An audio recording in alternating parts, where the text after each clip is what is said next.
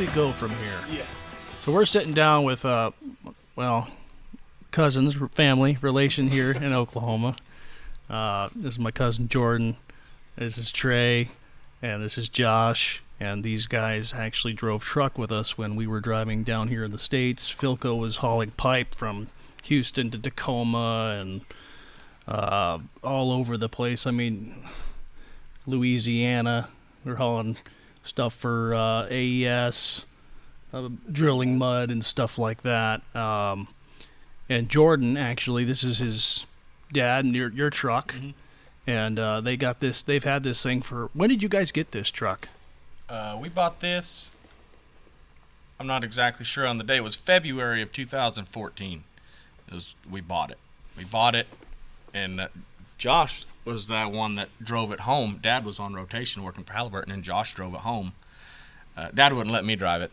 Where was the truck at when you? It was in Duncan. So a guy Dad worked with when he worked for Halliburton had this truck. He drove it, hauled peanuts, and he had it. And then his wife got bad sick with cancer, so he quit going over the road and went to work for Halliburton for the insurance. So, and it sat. He had it sit for 8 years, and then we bought it, and then it sat for another 7 until we got it going, and then put it on the road. So, pulling for Aaron. So what year is this Peterbilt, and what motor did it have in it when you first got it? It's a 1996 Peterbilt 379, and it had and has a 3406 E-model Cat 5EK. And we had it built. The guy that built it, he put a 550 kit in it. It was a 475, so we put a 550 kit in it and just kept it stock. Didn't want it to burn down. So you guys, your dad bought this truck back in 2014, and then Mr. Josh went and picked it up. He drove it home. Yeah, he was the only one. See, 2014, I wasn't even 18 yet, so I turned 18 in June of 2014. So I was 17, and yeah. So, Josh, you had trucking experience before all that. Obviously, you were driving a straight truck mostly, right? I was running vac trucks whenever. That was the last thing I did. Okay. And how did you get into that? My dad did it for a few years. Okay. And it was kind of lucrative back in the oil boom to be owner-operator of your own vac truck. Yeah. So I did that for, 10 years. So then you went to pick this up. Jordan, did you drive him? Or how did you get to the truck in Duncan? How did you get there? We took my pickup and went to Duncan, and then he drove this truck home. Okay. It had a hard time starting. Old fuel. Yeah. Barely got it started. And probably dry. Yeah, 8-year-old fuel. Will fire 100 years. Yeah, and we drove it back here, and Dad. Yeah, diesel's that old. Kerosene, the miners called it. Yeah. So you drove it back, got it. You guys got it here, and you guys had to do some work to it to get it ready. I mean, over those years, right? Yeah, we got it back here. Josh went and got his vac truck. We sucked all the nasty fuel out. He went and got fuel. We put some fuel in one tank, and they equalize, so you can shut the tanks off with the valves, but you got to have fuel in both tanks, or otherwise they'll suck air. So we put that fuel in the driver's side tank, and how long did we spend? We wore that hand pump out on that motor trying to prime that engine. We could not get it started until Dad told us, like, yeah, so you got. How do you prime that pump? This is not a demonstration video. A how-to. Yeah, this ain't a how-to video. Yeah. Well, some people probably don't know how to prime a pump on a Cat. I do. I can close my eyes. I can do it in my sleep. Plenty of practice. Yeah, but we wore that. An air hose. Yeah, well, Josh did that, put it in the tank, and we did that. Wouldn't start, and Dad told us to put some fuel in the other tank, and after we did that, it busted right off. Yeah. So, and then we just worked on it a little bit here and there. Right after we got it, we put brakes, did brakes, drums, slack adjusters, S-cams, rebuilt all new brakes and everything. and just piddled with it for 7 years. And then I remember when I first got it on the road or going that way. Well, what started it all is I went with Joe. It was Thanksgiving of 21. Aaron and all y'all were down, and I went with Joe to Houston to get a load of pipe. And boy, what a day that was! What a day that was! Around? Yeah, we waited. Was that his that pepper gray Pete that Yep. he had? Yeah, his gray Pete he had. What was that, a 2021 or 22. 22. Built in 21. Yeah. Was actually 22. Yeah, we went down there and got a load of pipe, and it had some sort of blue insulation around that pipe. Aaron was like, "You got to make sure Dad don't mess that insulation up." So that was my job, going down there making sure it was all. All that screen pipe. Yeah, that Get a screen pipe. Yeah. Yeah. So. Alaska, didn't we? Yeah, you took it all the way to Prudhoe. Oh, did we take it all the way to Prudhoe? You did, yeah, because you It geared might up. have been a hot shot because we had several of them loads. Yeah, you took it all the way to Prudhoe, dropped it down here in the orchard, and see, we went down there. We got back on, I think it was Thanksgiving Day we got back.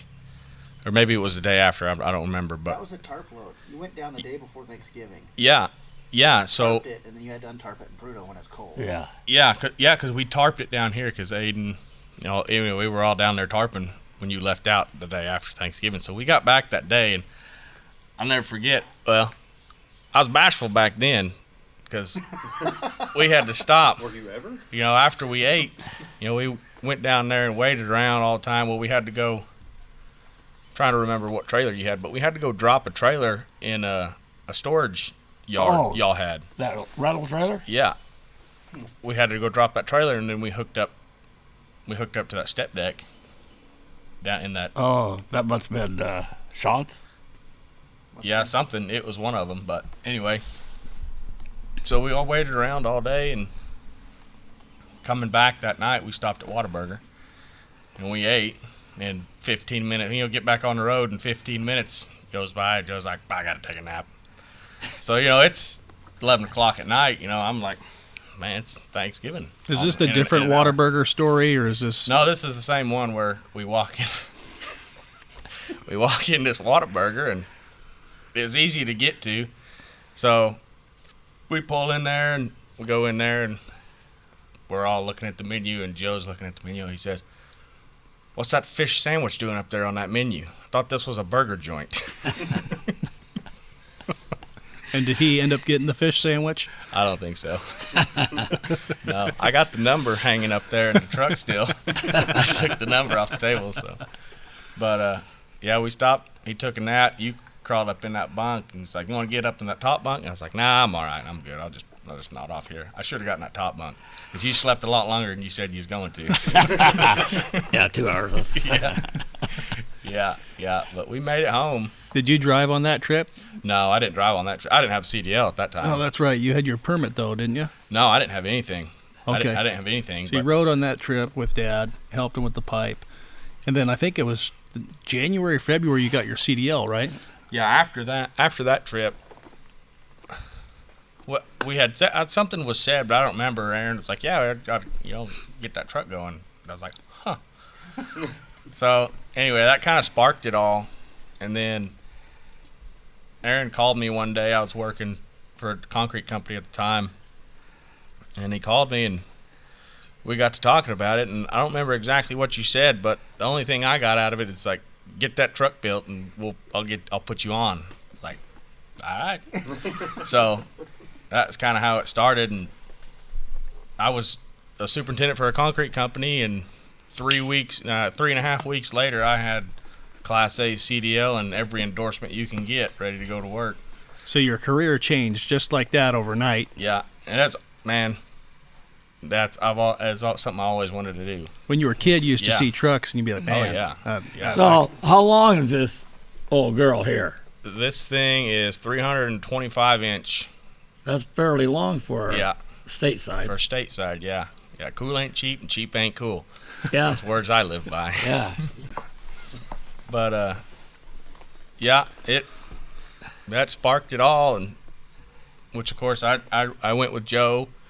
My first trip was with you and Joe when we went out. Yeah, I'm trying to remember what we had. A couple loads of pipe or something like that. Yeah, we had 8 joints. I think it was 12 or 16-inch pipe or something like that. Going to Tacoma. Going to Tacoma, yeah. Joe's great. 2 layers, probably. Yeah. We had your Pete and then the Western Star. Okay. Yeah, that's right. And yeah, you were riding with Dad. He was teaching he was you my the rope. teacher. He was my teacher. Yeah, that's something.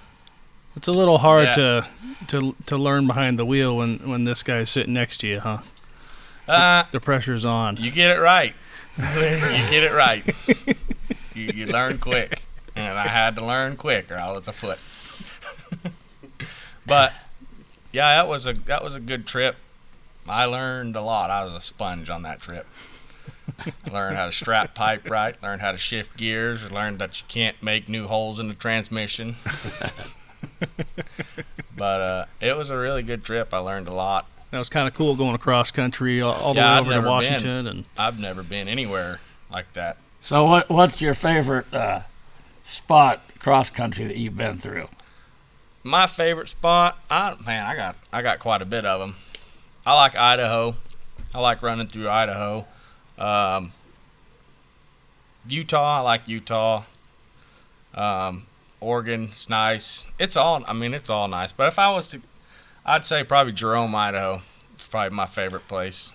Not much there, just truck stop. The Wayside truck stop. Yeah, Wayside's in Burley. There where you could eat. Hayburn, right there by Burley.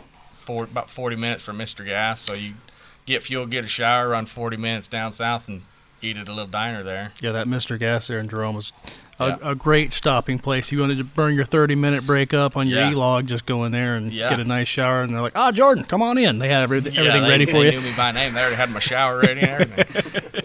But, yeah, that was fun. I hated from basically Lawton, Oklahoma to Cortez, Colorado was the worst part of the trip for me. Just terrible scenery. One place that has all the hills there, the red hills there, and the scenery with the bumblebee and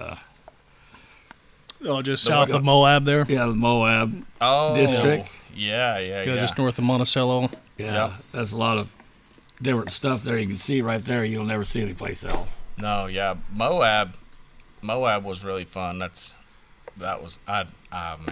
I still remember that trip. That first trip going through Moab, I was in awe. I'd never seen anything like that before in my life. The original old trip where the guys took the mule teams across there because there was water up there. The mule teams? Yeah, this is the early Teamsters. Oh, okay, before your time? Yeah, they had the mule teams. They slept underneath the tent. Oh, okay. They didn't have air conditioning. Ooh, that's unfortunate. Well, that rest area right there, that was their watering hole. Which rest area? Where you come down the hill and then go around. The hole in the wall right there. Yeah, hole in the wall. Yeah. That was where they always got water. That was the main water on the trip there. I never stopped there. I always wanted to stop there. Oh, you never stopped there? No, I always wanted to stop there. I stopped at the arch, the Wilson Arch, I think that's what it was. Right there when you guys got to stop when you were working for Aaron? Yeah. What's this 30-minute stuff? Yeah. 30-minute break. We're stopping and getting to see the scenery. Let's talk to these guys real quick. So when all this is going on and Aaron's talking about getting Jordan's truck on, you guys are, at the family get-togethers and you're hearing this word and you're like, that sounds like something right up my alley maybe. Josh, what do you remember much of that? Or? Oh, yeah. We'd talking to Aaron, like, we'd kind of contemplating it'd be nice to do something together, or work for him or something. And I believe I called you in 22, I guess. And I was pipeline at the time. Anyway, saw some writing on the wall there and was like, man, I'm going to get in a truck. And anyway, that's where it started. And you already had your Class A at the time. Yeah. Class A's. But, I mean... Were you still running your back truck then? No, I was a company employee at that time. Oh, okay.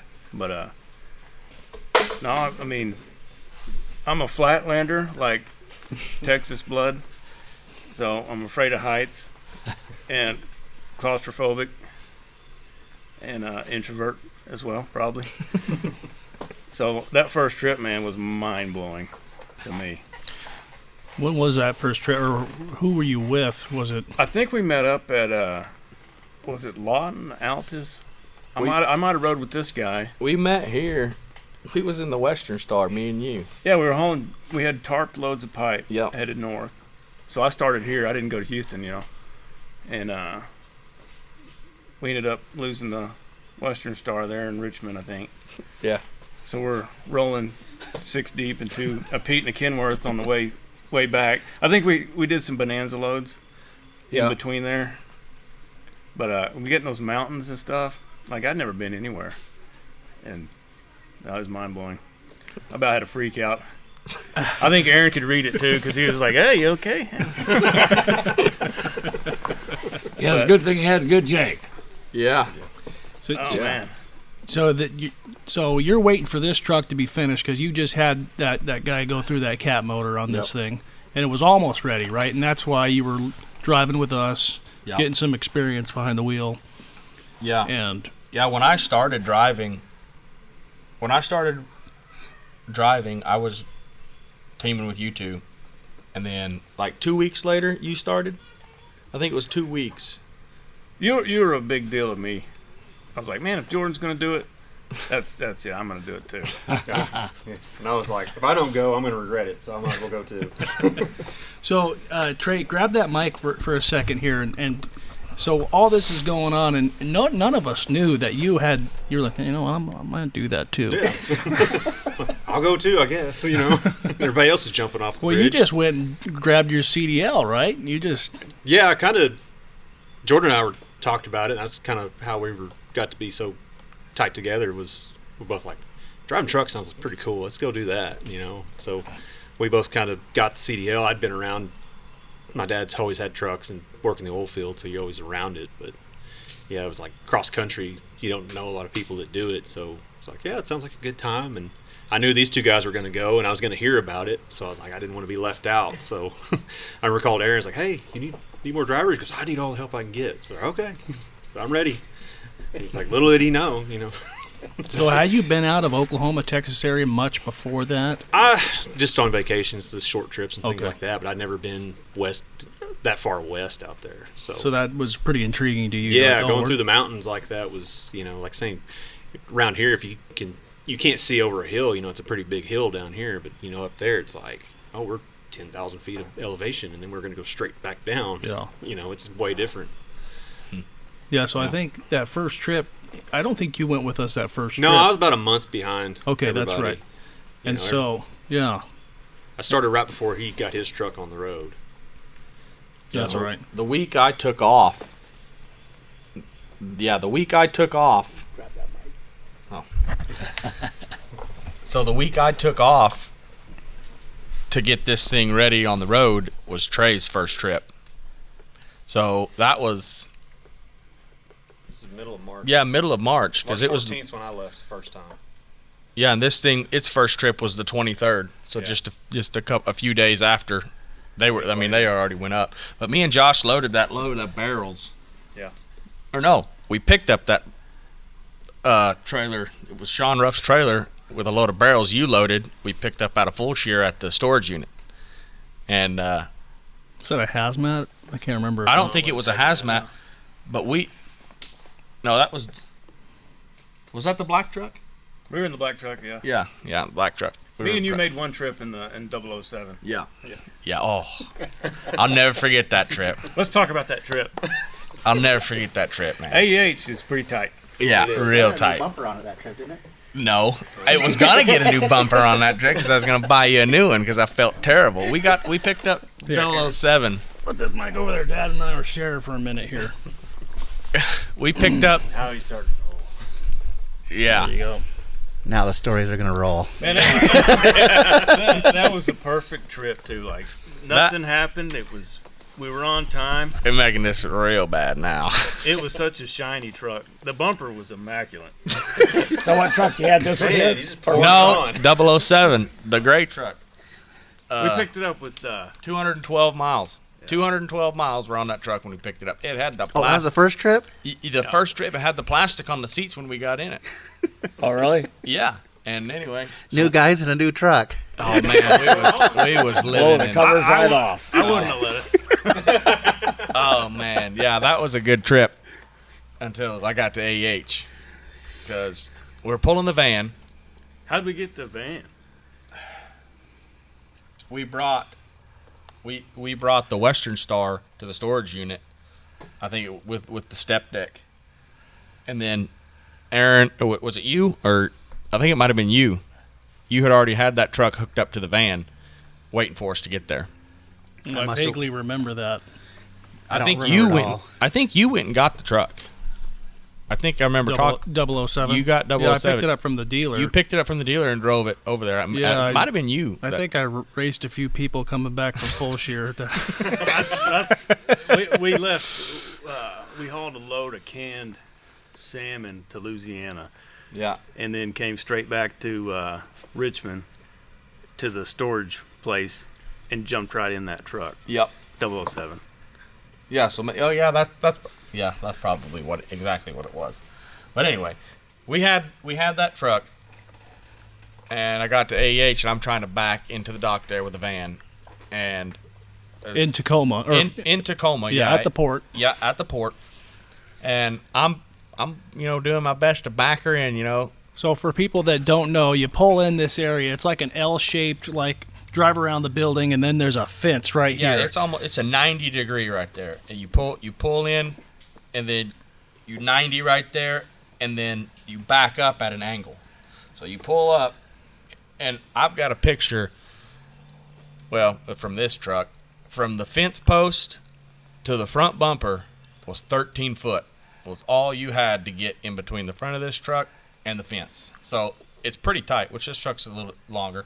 Anyway, I'm backing the van and that's in. a 53-foot van. That's a 53-foot van. I'm backing it in, and I'm looking this way, and I'm not really paying attention to where the front is, and that stinking 2-inch fence post caught the edge of that bumper on that brand new truck, Oh, I'd never heard of that. and it went. Was you outside watching me? Obviously not. I don't know. So did Darren say picture is better than words? I don't know, but I felt terrible, and I called Aaron right there and said, I just bent the bumper on this new truck. It's like, I'll buy you. And I was on the Chrome Shop website on my phone ready to buy another one.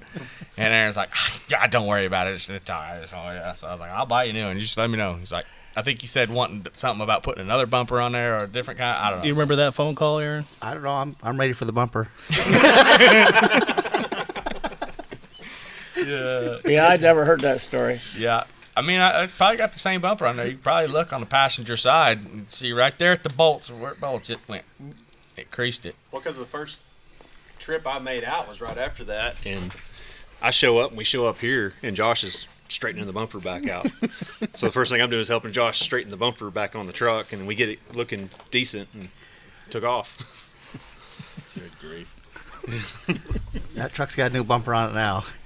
I never tore anything up or except the bumper, and I ripped the mud flap off of this truck because I backed into a hole and caught the mud flap on. Didn't know it and left it in Tacoma. It's probably still in Tacoma. It was a Peterbilt mud flap. Dad was not happy. So, Jordan. yeah. So how did it feel once you guys started getting in the snow? I liked it. I enjoyed I it. missed it all. Luckily, my first snow, I think, was with you. I think we went to Bonanza or something. We was coming back through somewhere up there in Utah, and I think you were driving the red Dan's truck at that time, and I was riding with you, and we went through some snow. Man, I was kind of freaking out, but Yeah, we all You were- split up. he was going on teaching me everything about it, and I was like, man, I'm glad I'm with this guy. You guys drove all night, didn't you? Because you got to Tacoma. Well, that's when that Western Star broke Yeah, down. you guys were in the Western Star right there. What was that? South of. That's Kennewick over by there. Tri-Cities. Yeah, right. Yeah. So that truck broke down, and then We ended up staying up all night trying to get all the loads into Tacoma in the middle of the night and get them delivered on time. That's right, yeah. And then once we got all that, then we had to, because Dan and Michelle had their red truck, but they were taking some time off, so we went and borrowed, or they brought the truck to us or something. I Yeah, don't know. Me and you took a rent-a-car to, was it Moses Lake or whatever out there? Moses Lake, met Oh, Dan in Moses Moses Lake. Lake. Yeah. Oh, that's right. You guys got that tiny rent-a-car for Dan and Michelle. Yeah, I wasn't had he to a little take it upset back. about that little car? No, I don't know. Was that when he spun out there on Snoqualmie on his bike? Oh, that's a different story there. But I think we have a picture of him up there spinning out with his bike. Yeah. Anyways, he didn't have a shirt so- on. Luckily, my trucking was like from end of February to like August, I think, or September maybe. And So I didn't get a lot of. just so everybody knows, you guys do get snow in Oklahoma once in a great while, right? Yeah. Never did. No? Yeah. But we get 2 inches But it'll down melt, here, right? and we shut the state down. Like we can't handle it. So You had her this winter. Huh? You had snow this winter. Sure did. Yeah. We shut down for it. Yeah, but you guys have drove pickup Yeah. trucks around in snow, but it's Yeah. more of a wet, 30 degrees out and everything's slick and I mean, I've operated trucks in the snow, obviously, like not trailers, loaded trailers, usually bobtails. yeah. I think the first maybe snow or ice was me and Trey on I-70, I think. Oh yeah, going over the I-70 that night. And the signs are blinking or whatever, and you Yeah. pull over. Well, that was Here, grab that mic. yeah. We that was the first trip we were coming back, and we had like 3 drops on the way back home, and we had one. It was in Glenwood Springs, Colorado. We had to go in that canyon. Oh yeah. And we had that step deck, and he ran out of time getting in, so I had to drive out. And it's my first trip out, and this road is so tight where like you're coming out on blind corners where the front bumper's hanging off the edge and the trailer's barely coming around the corner. Like it was super tight getting out of there. And then we come up to I-70. We're about to go up, start up the grade like Vale or Aspen, wherever it is. But chain lights are on, so we have to stop and chain up. And we text Jordan like, "Hey, how tight you get these tire chains?" No response. I think you guys tried texting me too, but I was I think asleep. we tried to get a hold of everybody, but everybody was asleep because it's the middle of the night. Trey's already got them out, man, laid out, and I get up. You were wore out.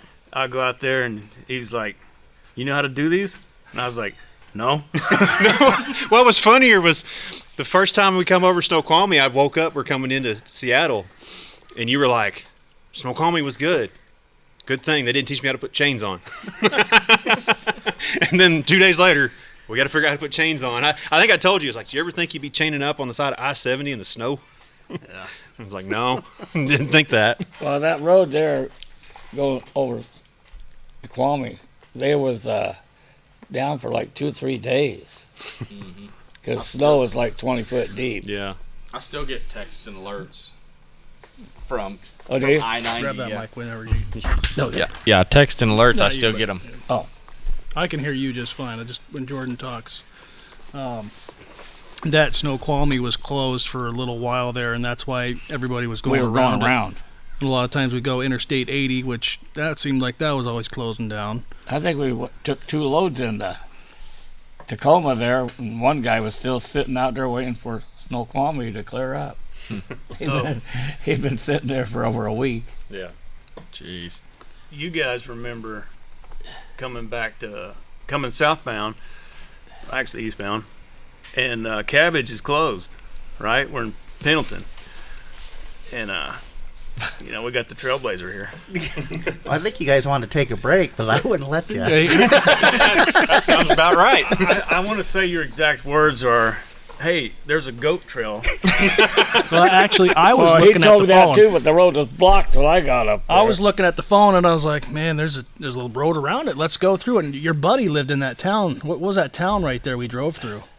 Oh, that's where Terry Dunn grew up. Yeah, what was that? Pilot Rock. Pilot Rock. So we took that. I can't remember the name of that highway through there. Like 395 or Yeah. something down And you in remember there. Chad? Chad called. He's like, "Hey, I was with Chad. yeah, Me it and was Chad like were together. what was it, 80 feet or something like that? No 53-foot trailers on that highway or Chad- something like. It's the middle of the night. We'll be fine. Chad was, where are we? What are we doing? Where are we at? And I was sleeping, and we were going. It was constantly give it gas, Jake. Yeah, there was. So there's 2 trucks. There's 5 of us in 2 trucks. Yeah. Well, so Josh and Aaron and I are in the Black Pete. We got 1 locker and a power divider, and then it's you and Chad. I don't think Chad had lockers. No in that, lockers. That blue He just had a Kenworth. power That's divider. right, Yeah. Yeah. That was a funny story. That was a funny story. After We seen the FedEx truck on that little road too, flying. Chad's like, "That's not good." no, that was I was driving, so we went through, I think, Battle Mountain State Park or something. And after about the second cattle guard, I was getting nervous. Well, because there's a couple inches of snow on the ground. Right in the mountains, And like I said, 2 cattle guards later, he's playing Angry Birds or something on his phone, and he's fine, man. He's like, "Oh, we're good," and I'm. So we get down here to make this bend, and there's a 3rd cattle guard, and here comes a set of FedEx doubles. Yeah. And I seen that guy coming my way and was like, "Oh, if he can make it, we can make it." And so I didn't flip out till we got a little further down the road, and I think we ran into another truck in front of us. And Aaron sits up. He's like, "Oh no, this ain't good." And man, my heart rate was like, "You want to drive?" I couldn't really tell. You were keeping your calm. You were doing a pretty good job. I was in the sleeper sitting up. I was like, "Oh, Josh is doing fine." I figured you were back there snoozing. No, I was checking it out. I was like, I tried to sleep, and I was like, "Oh, we're in the canyon. You got turns like this, It's like, can we make this turn?" That's what freaked me out the most on my first few trips was like trucking in the dark up there. You got a visor and you're in mountains, like there's no horizon, and like I'd be like, "Man, are we going uphill or downhill?" Like it messed with me. It did me too for a while. It was like you'd be going uphill, and then you finally you could feel the truck. If you were going uphill and start to load, you kind of feel it start to. It would shimmy a little bit, so you're like, "Oh, we're going uphill." So you'd start going down gears, but you didn't know where you were doing. Like it was dark, and you're going like a lot of times it seemed like it was raining up there all the time. Yeah, in the dark on Highway 6 going through Utah, you'd feel that a lot. Yeah. You're like, "Are we going uphill or what?" Yeah, we're still going uphill. Yeah. You sit there watch the GPS. You're almost like driving with the GPS more you were the road because you could see the turns up ahead. You remember looking at the river and you're like, "Is that flowing up or down?" Like, Yeah. I thought the river was on the other side last time I saw it, but A no. lot of deer, too. Oh yeah. A lot of deer in there. yeah. So what was the rest of that story? You were still driving. Aaron said you were doing fine, right? Oh, thank goodness. Yeah, no, we finally ended up in Ontario, Oregon, I think. No, before that though, didn't you call Dan Henry? I might have. Yeah, I didn't know where we were going. And But he's it's like, man, we had a lot of road now. left. I was like, I got flash with me, man. Fake confidence Aaron gives. Yeah, Dan was like, "You're on that highway?" Okay. Aaron's like, "Yes, we're on this highway." He's doing good. Don't scare the new guys. They gotta learn sometime. I think we did stop somewhere in probably 4 or 5 inches of snow and kind of spun to get started. Man, I was a nervous wreck. But you were like, "Oh yeah, up north, this is good driving." You never remember the stories when there's no memories to be made. You gotta have a little challenges along the way. That was a good trip. Yeah, that was a fun trip. And then Chad was getting pretty nervous, right? You were riding with Chad, and Yeah. When we got off that road and we stopped there on the on ramp, that's where we switched. Chad went back. He said, "I'm gonna try to lay down." He said, "I probably won't sleep." Anyway. yeah, whenever I would ride with Chad or drive with Chad, and you would drive with Chad, he wasn't quite sure about it at first. Yeah, he didn't sleep that good. No, he didn't. He'd lay back down there. You'd drive. You'd get going. Truck would kind of, you'd maybe not get it all the way out. Didn't push the clutch down or something. Kind of do that a little bit. He'd look through the curtains of the bunk. Back out. You just heard the zipper go up and down, up and down a lot. You didn't want to turn around and say, "Yeah, what's up?" It's his truck. He can do whatever. But he finally made it to bed, and we were in Oregon there, and then we got to Salt Lake, and we're slowing down, kind of stopping, And it wasn't really snowing through there, it right? wasn't. The roads were still clear, but it was coming down pretty hard. Yeah. So, Chad's, you hear the curtains, zipper go down. Chad's like, we need to switch. That was in Salt Lake, right? Yeah, that was in Salt Lake, because he just sees the snow coming down. It's like, oh yeah, we'll switch. The 5 lanes of traffic, you're stopped, you're going slow. So, yeah, Chad, he gets out of the bunk, man.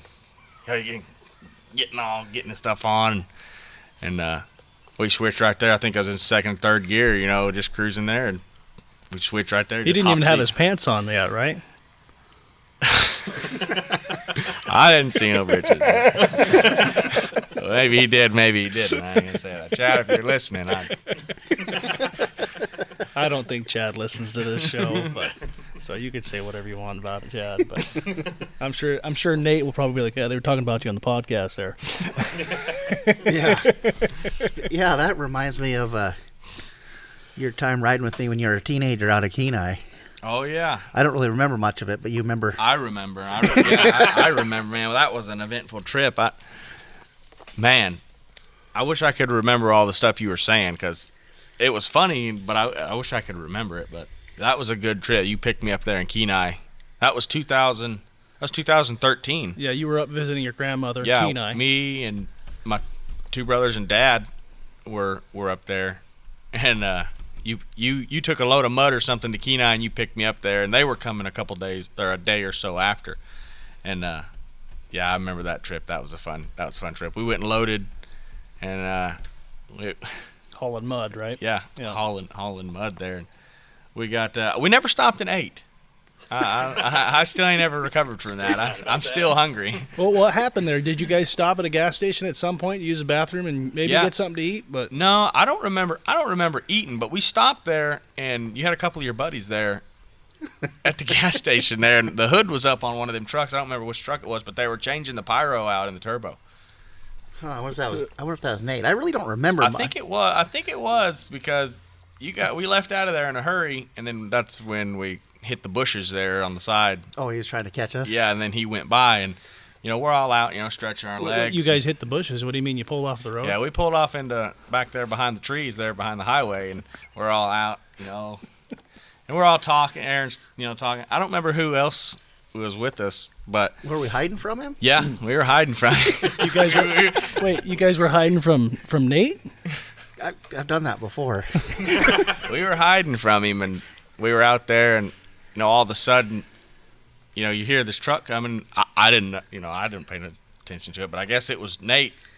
He went by, and they all take off running to the truck, and I'm still about mid trailer when Aaron's brakes go. He released them brakes, and he was about the time I get that door open, it's here we go, and boy, they were hammered down. Tried to get up there. Aaron caught him. Who all was driving with you back then? Was that? I don't remember because that happened a lot. Was Dale Foster with you guys too? Is that same story? No, that was a different time. Oh, okay. Yeah, we got around him. There, and I'll never forget the look on his face. But Aaron was number 1 in his book. On Nate's face? Yeah. Only when we went by, huh? Yeah, when we went by, he just was. The one thing I do remember about that trip, you were just so happy. You were just out here trucking. How old were you? 2013, I'd have been 16. Oh, man, you were having so much fun. 16, 17. You're out there waving at everybody and just yeah, carrying on. It's like, man, we're passing one of my buddies. Passing people and laughing and the radio talk and the chatter and talking about it was awesome. Was that the same trip we met you down there? Robin and I did, and we went up Alyeska with Jesse and Jake, or was that a different time? Remember we went up the mountain there, hiked up there with your dad, took the trolley, and I think that was the same trip. That was when we first got there, though. Okay. So this was because that was at Alyeska. And okay. We were on our way to Kenai from Anchorage. Oh, okay. So the truck trip was after that. Yeah, the truck trip was when we were going down back to Fairbanks to see all of y'all. Okay. I just remember you. We were just get up by Nate's window, and you were just waving at him. You're just having so much fun. Yeah. And he wasn't having as much fun as you were. He wasn't. It seems like he never really has that much fun. I don't know. We're still friends, though. Yeah, I wish I would have went with you to Prudhoe because you left that next morning, and I stayed at your place there. I don't remember where it was, but it was in some not apartment, but neighborhood area. It's where you guys were at. But I stayed there. I don't remember. Slept there that night, and that next morning, I think Emily or Lisa came, got me, and brought me over to Joe and Lisa's house, and then Dad and Jake and Jesse showed up later that day. But you went to Prudhoe, man. I should have went. I wish I would have went with you. I don't know. I don't know why I didn't, but You've never actually been to Prudhoe. never been to Prudhoe now. Well, he probably didn't let you eat before, so he probably wanted to eat first. Yeah, probably so. That's why he decided not to go to Prudhoe. Yeah. I didn't have much patience back then, so I didn't do much stopping. I'm surprised we stopped in the woods there, but it must have. It was so you could get ahead of Nate and pull something over on him, I think. Maybe. I don't know. For some reason, I like picking on him. Jordan, were you washing any trucks back in Alaska when you come up and visit? Yeah, I washed trucks up there. All summer. That was in 2011 when we went up there, and man, I don't remember how much. I think it was making like I made like $50. I washed a trailer, made $50, and then Benny, he had that blue Kenworth. I washed his truck and his trailer twice, and then Bart, he had that old short hood 379, same color as this truck almost. He still identical. has it. Yeah, I washed that trailer, and man, I was rolling in the dough up there, man. I went on vacation. And Did you end up washing Lonnie's truck too? I couldn't remember. I don't remember. I don't know. What truck was he driving? That red Kenworth? Reddish orange one at the time. I don't remember washing that one, but I remember seeing it in the shop there. Yeah, I don't think I ever washed that one, but I do remember Benny was always taking advantage of. Oh, not taking advantage, but hey, you want to wash my truck? yeah. There's a picture I got at the house. It's you. I'm in a slicker suit, and you got the pressure washer. You came over there that morning, and he's like, "Here, this is how you do it." And you were showing me, and I just turned around and looked at Dad. He took a picture of me, and you got you in the background with the wand. Oh, and you're all dressed up. And I'm dressed up, and you're washing the truck. But I got that picture at the house, and oh man, I didn't even know he took a picture of that. Yeah, that was a fun trip, and I don't remember where. I think I met up with you. You were in. I don't remember if you were in your big truck or a pickup or something, but I washed Benny's truck and trailer, and then I got in with him, and he took me to go meet you somewhere. He was going to load, and I rode with him, and I think I met up with you, and we went somewhere, maybe back to Joe and Lisa's place, but I remember riding with Benny, and man, that was a quiet trip. He didn't say much. Oh, yeah. But I remember riding with him in that Kenworth. Kind of amazing he didn't say much, huh? Well, he was right. I didn't think he'd stop talking. Yeah. Yeah, well, maybe I didn't say nothing. Maybe he didn't have anything to say. I was just a kid, You're know? like, you got any snacks in this truck? Yeah, I was 14, probably 14 years old or something like that. But I like snacks. You do? No, you got any snacks in the yeah. truck? I like snacks. Yeah. Wish I had one of those. yeah. Yeah, Well, that was a good summer up there, doing all that stuff, and that. I mean, I loved all that kind of stuff, and I had like trucks all the time. Yeah, I don't know. I seemed like I was born. Being a truck driver is in my blood. You were born with a steering wheel in your hand. Oh yeah. Yeah. Because I remember. I mean, growing up, you know, I remember my earliest memory of a truck was Eddie Bierce's baby, her Sky Blue 359.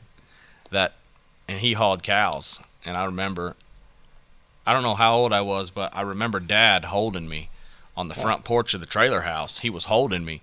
And I remember, you know, Jesse and Jake and Hannah and Debbie were all out in the front yard. And Dad was holding me, and he was saying, look. And around the Gobbler's Knob there, come down the hill, here comes Eddie Bierce in that old blue 359 pulling a cow trailer. And, man, I was like, whoa, that is cool. Anyway, we went for a ride in that. And I remember Eddie, he was holding me, and he was holding me in his lap. And I remember it was a 15 speed. It had the shifter, it had the square shift knob, and the round dash, all the fuses and breakers on the other side. I remember that. I don't know how old I was, and man, he put it in gear, and we took off, and he was holding me.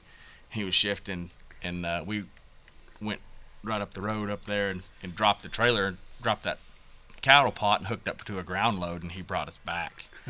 And just a kid, you know, I think it was Debbie was holding me going back to the house, and I just remember I was turning around, and I can still remember that truck being in the bar ditch down there by the road. And anyway, that's my earliest, man. And then Josh bought, you know, he had trucks. I remember when you bought that The Blue Pete. that Blue Pete. Yeah, he bought that Blue Peterbilt. Was that a 97?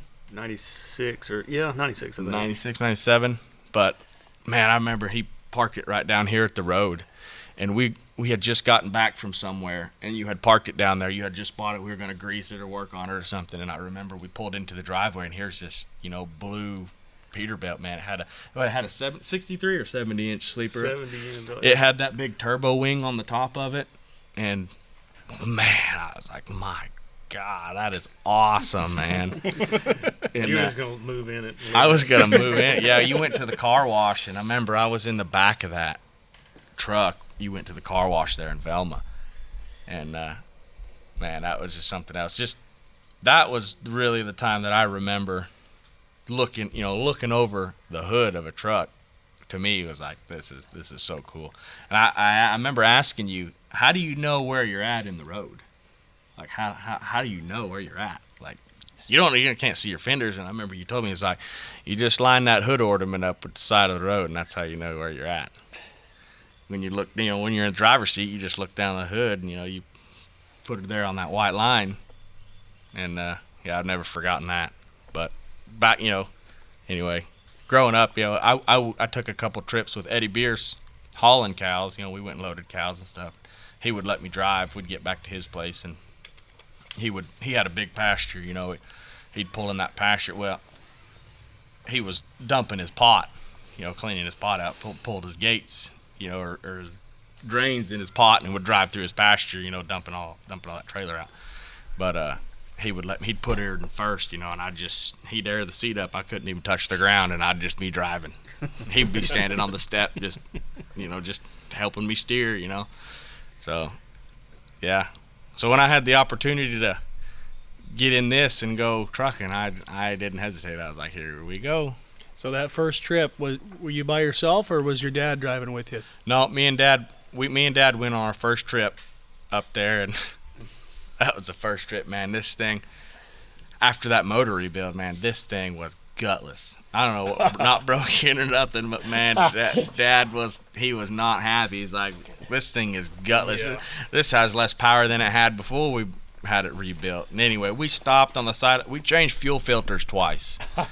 Dad thought we had plug filters. It was just so gutless, man. We went up over I-70 there up through Colorado, and it was quite the trip. Quite the learning experience. When you had to pull the fuel that when it's brand new. Do what? When you had to pull the fuel. Oh. Did it have fuel allergy in it? Yeah. So when we rebuilt the truck, we pulled the motor. Josh and Trey, he was all here helping. We pulled the tanks off, steamed all the tanks and cleaned everything, and ran all new wire, all new brake lines, fuel lines. Everything on the truck has been new. Dad did most all of it. Let's bring Sean sitting over here. Dad, you want to switch with Sean for just a second? I want to talk about that first trip just for a few minutes here. So that first kid of mine had fuel allergy too, and it quit running because there's so much fuel algae in the tank growing. Yeah. Come on over here, Sean. You can share a mic with me. Okay. Thank you, great American. You tell it last you want. So that first, do you remember that first trip when that must have been something. You finally got this First truck. of all, do you know this kid in the orange? Yeah. Eastbound it down.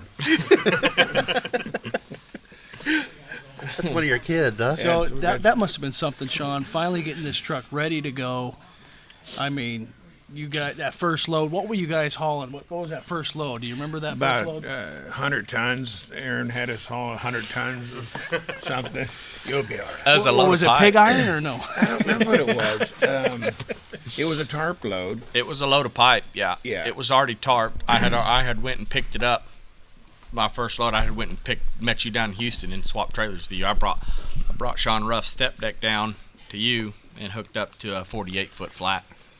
And we drove up to Wichita and picked up a fuel additive tote for Lonnie. Oh, that's right. Yeah, we went up there and picked that up. You had a mower or something too, didn't you? Oh yeah, I had a brush hog attachment for a Kubota tractor too on the Kevin front of Lowry. it. Yeah, I hauled them. That was my first load. So we dropped the pipe, went to AES first, dropped the brush hog attachment and the chemical tote off, and then went over to Matson and unloaded all that pipe. What, that was for Kevin, Aaron? The brush hog or what? Yeah. Yeah, Man, that guy saved my bacon so many times. So on my end of the deal was, this truck, we first bought this truck in what, 2010? 2014. 2014, okay. And I bought it from a coworker from Halliburton, and he came to work there in 2007, and I told him if he ever wanted to sell that truck, I wanted to buy it from him right there across the table at the mechanics table. Well, we worked together in Williston and Utah together, and then I think he was giving up the company about that time, and then I would always leave on rotation, and I'd see this truck sitting out there in his yard, up there on the bypass. Every trip, I just look at that thing still sitting there. Well, one day I was getting ready to leave, and he called me. He said, "Hey, I'm selling this truck, but I told you had first dibs on it, and I got 5 other guys coming over." And so I talked to Jordan, and I don't know where you work, Cantura maybe, or David's.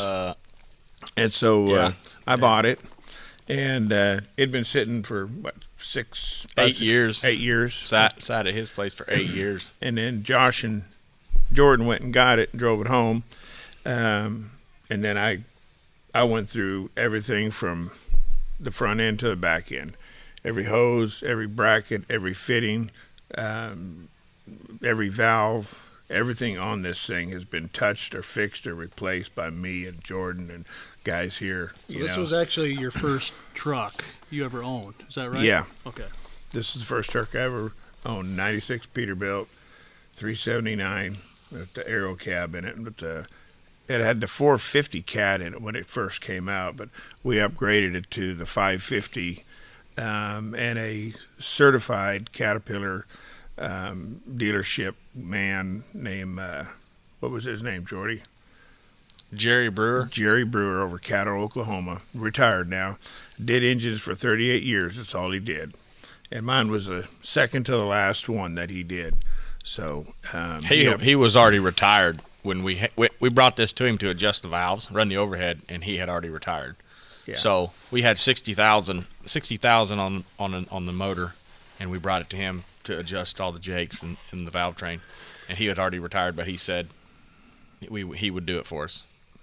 So after that, but the first trip we left, and I was still on knee surgery, off work from Halliburton, and I went with Jordan, and we got that tarp load. It was windy, man. It was windy, and it was a hard crosswind all the way up that way, and we went to Kansas, and then we headed west, and that thing wouldn't pull it any better than a 350.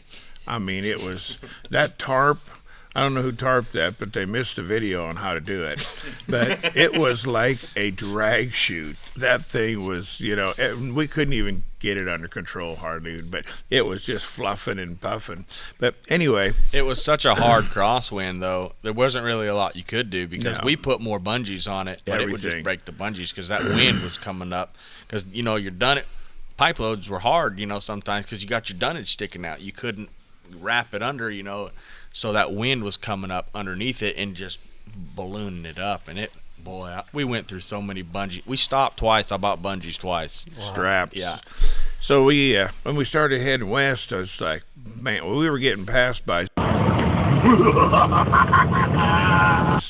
Sayas and, them, and they were just little day cabs with, a couple of doubles and triples. I was like, we were just terrible out there. We stopped some little truck stop, double checked the fuel filters, and we might have found a few speckles or something in it.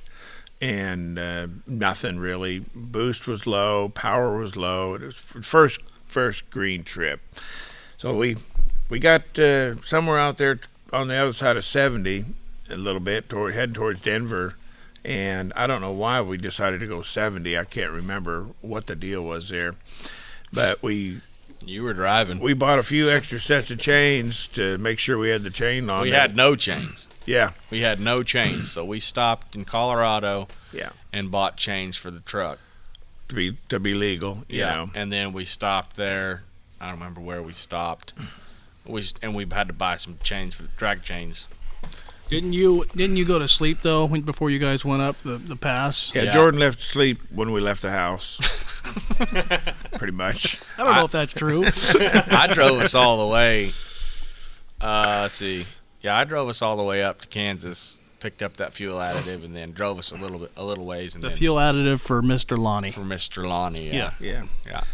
So once we crossed over into Denver there, and then the weather started getting dicey, and I worked over in that area around Grand Junction when we were fracking, so I kind of knew that road was just nothing but a twisty, turny road and hills and what have you. So it's starting to snow and getting kind of ugly, and we're in the grades, and it's switch and left and right, and there's a construction, and all of a sudden this construction diverts us down into this campground, and I'm like, I'm smoking hot down this.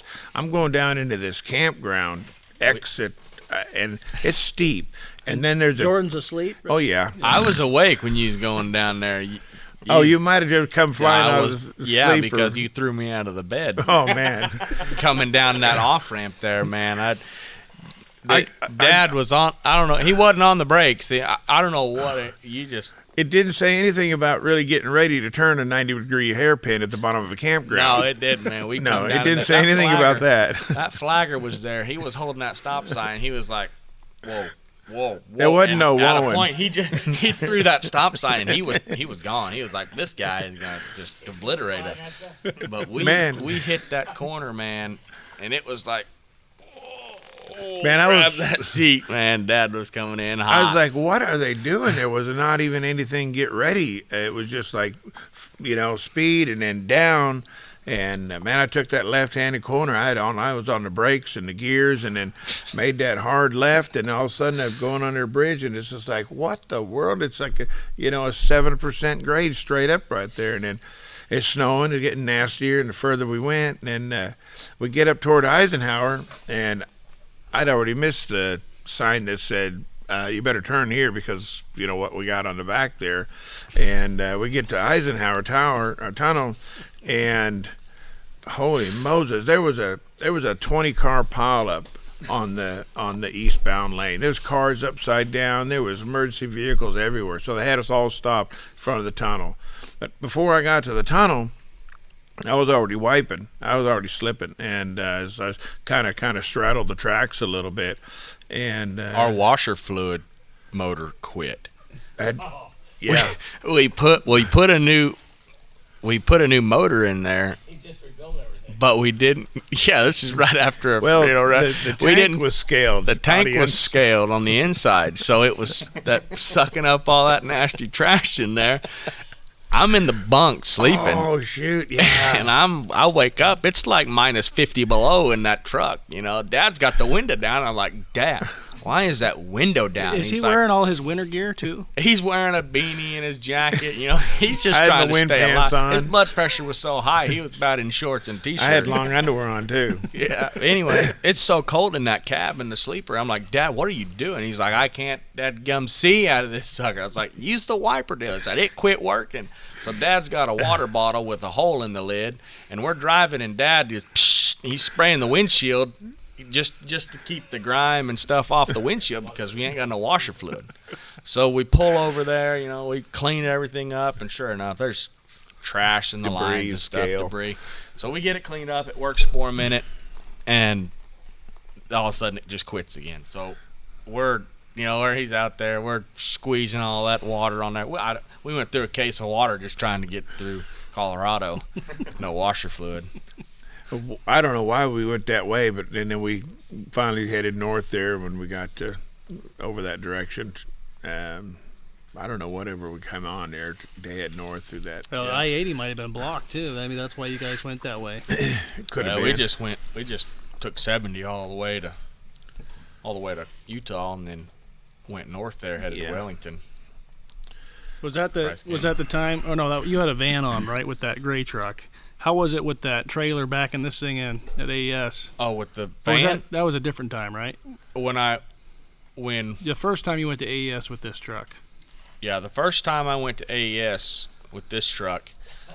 Oh man. Well, I got backed in. I always got backed in, but I was sticking so far out.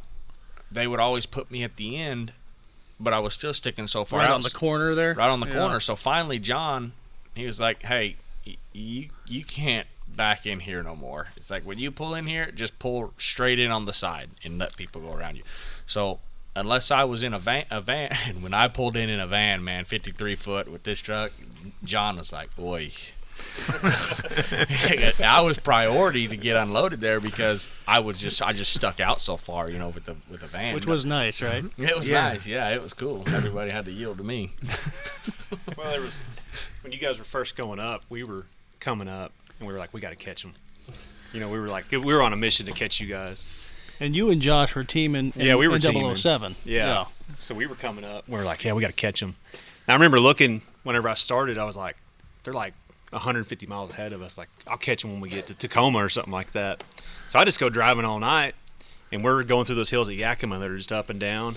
And there's a truck going slow up the hill. So I was like, we were going pretty good. So I go around him.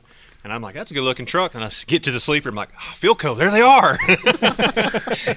and as I go by, I can still remember Sean, seats aired up all the way, and he's leaning over the steering wheel, just looking out the windshield, just like that. Yeah. I go over that hill, and I go off the other side, and I go up to the top of the next hill, and there's a wide pull-out. So I stopped, and I was going to wait on him. And I'm waiting, and I'm like, man, I hope they're not having trouble.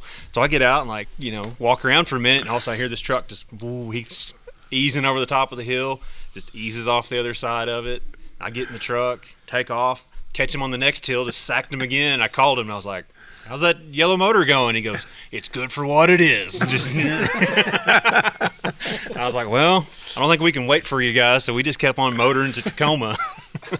About a day later, we got there. But it took a while for that thing to finally wake up. I don't know how long it was, 30,000 miles, and it finally, and once it just started coming around after that. And after the valve adjustment, it really started to pull good. Yeah, after that first valve adjustment at 60,000, that first trip after that, man, this thing, it woke up, and it was a pulling dude after that. About 83 is as fast as the sucker will go, but that's about as fast as you need to go. Yeah, in gear. Unless your Jake switch cuts out. Yeah, when your Jake switch cuts out, you just find that 16th hole there, and you just let her eat. How was that coming off cabbage that first time with this truck? That was something new because I got comfortable driving them Cummins. Man, the Jakes on them Cummins are just superior to everything else you do. So this old cat motor, I found a gear, I never experienced it before. So, I found a gear, and you get going down there, and instead of going, you're going, it's like, oh boy. I was like, all right, I got to find another gear quick. So right there at the top, I started gaining speed. So I got her slowed way down. You can come up behind me. Yeah. Bring that chair over here so we can hear you. Yeah, so I found a different gear, and got going down cabbage in a Cummins, you're 35, 40 mile an hour, no problem. This thing, you're coming off of it at 20, 25. Yeah. Yeah, I'm idling coming down the hill, and I kind of got away from him a little bit before we got there. And I'm idling. Next thing I know, I see this truck coming up behind me. The brakes are smoking. Did that one once? I never smoked And a he set of shut her brakes. down, and he thought, well, Joe's going this slow. I better back her down below him. So Yeah, took him a little while to get to the bottom, but he made it. I made it. That's one thing I will say. I never smoked. I never smoked a trailer. I never smoked a truck. But it was definitely a make a decision quick type deal. Yeah. And Sean, you were probably fast asleep, huh? There was no fast asleep anywhere when he was driving. It was fast, but it wasn't asleep. Look at all that gray hair. Look at all that. Yeah, everywhere. I remember the first time on one of them first few trips, and we was going down Price Canyon, and I finally just said, well, I got to get down on level ground because there wasn't going to be any sleeping or resting. The price was like, I mean, it was a washing machine back there, man. I mean, it was, it was like up and down and on the brakes and back and forth but we were, it seemed like we were out of control in the bunk, but up front, Jordan was, sitting about an inch off the floor and barely see over the dash, but he had it under control. Then I got back to sleep ish, and then we come into Salt Lake, and I thought we were on the access road at 75 miles an hour, and I was like, what is going on? There's not even it was so broken concrete and the bridges, and it was just nothing but terrible. But that was rough in through there too. But, I was really glad to get to experience that. On the first month, we never had any real issues with this truck, not one thing. There was every nut and bolt was on there. It was everything. There was no leaks. There was no issues. We put that thing together, and we hit the road, and it, for over 150,000 miles, the only thing that ever really had happened to it, I believe, was some dead batteries in a parking lot one morning. But never really left them stranded. I think one time the air valve on the brake suspension dump froze in real cold weather up in Cheyenne or Rock Springs somewhere, and you fixed Green that. River. But Was that the time you were trying to get the Indians to give you a charge?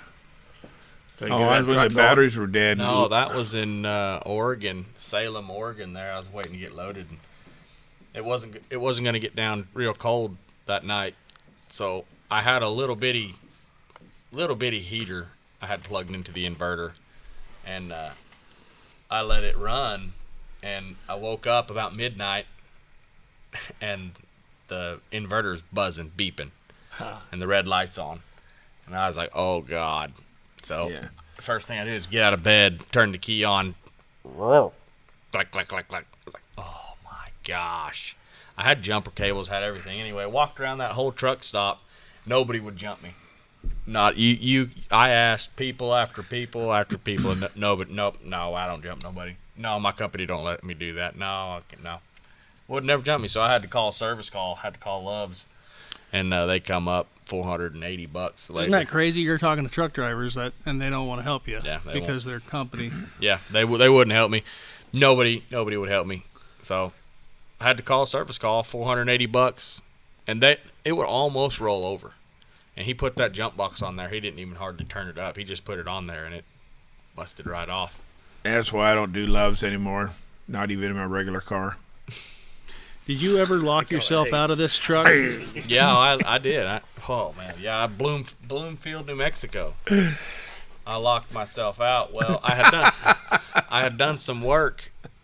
I don't know what I did. I'd put something on in there, some At least shiny. you had your clothes on. Yeah. I had my sweatpants on and my Hey Dudes, and on the Peterbilt door. When you lock the door, when you open it from the inside, it pops the lock. And I had gotten so used to that. But I had done some work on that door, had the panel off or done something. And I did not get the rod. It's got to clip into that little plastic keeper there, that guide. And I guess I had missed one, and it was out. So it was fell off. Yeah, it was kind of at an angle there, or it was in a bind there. Anyway, so I wake up that morning. I get up.